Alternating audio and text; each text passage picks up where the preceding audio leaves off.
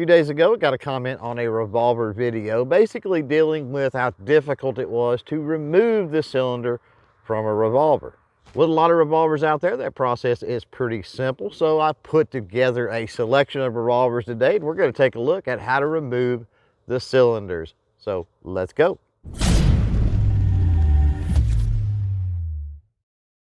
What's up, crew? It's Chris with CloverTac, and welcome back to the channel. If you're new here on CloverTac, we talk about all things firearm related. So if you're into that sort of thing, jump down and smash that subscribe button below.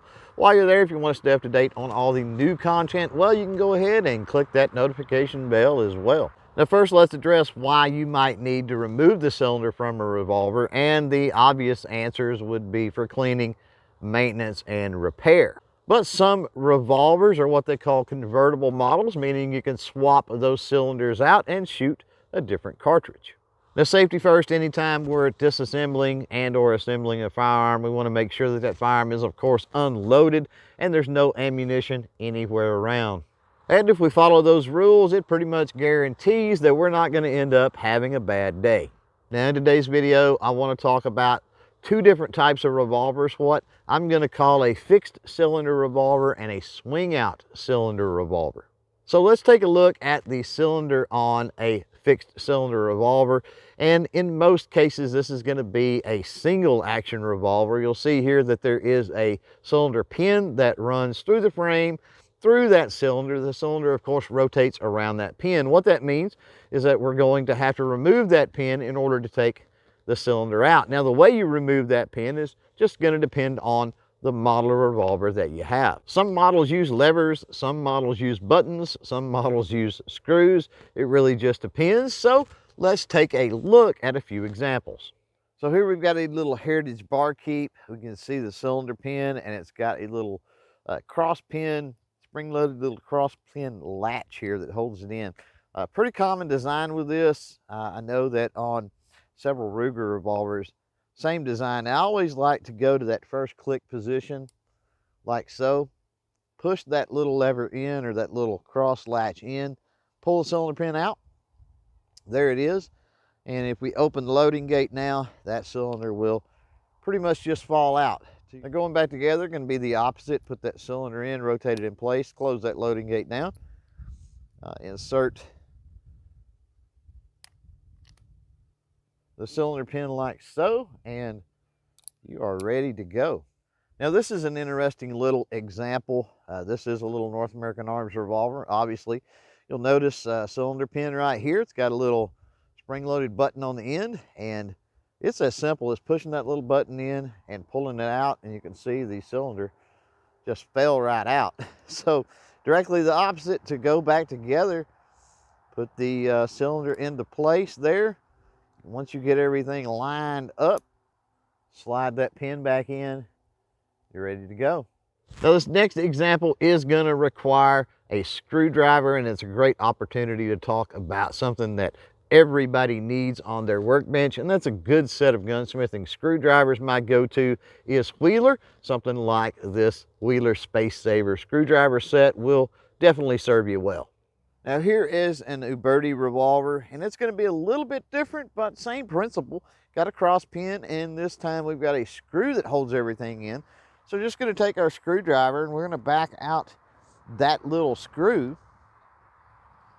Once we do that, and it don't take much, that should pretty much just fall out at this point. Once we do that, again, go to that first click position.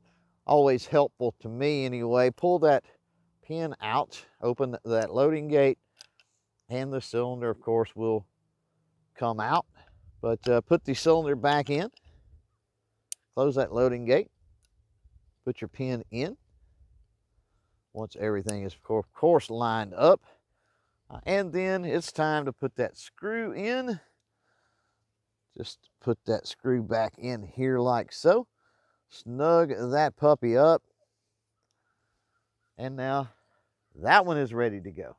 Now, with swing out cylinder revolvers, you still have that cylinder pin. The difference is that cylinder pin is attached to a crane, and that crane, of course, is hinged to the frame, which allows that cylinder to swing out.